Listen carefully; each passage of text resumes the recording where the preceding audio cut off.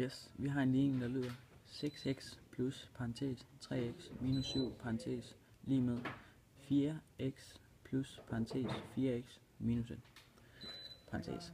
Det vi starter med at gøre, det er, at vi fjerner parentesen. Så kommer den til at lyde sådan af 3x minus 7. Så regner vi den ud. Det er altså lige med 9x, og det har vi fået ud af, at vi har plusset 6x og 3x.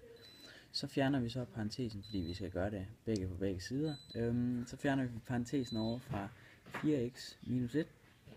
Så ganger, eller plusser vi 4x plus 4x, det er lige med 8x. Så flytter vi så 7 og 8x, så den lyder 9x minus 8x lige med minus 1 plus 7.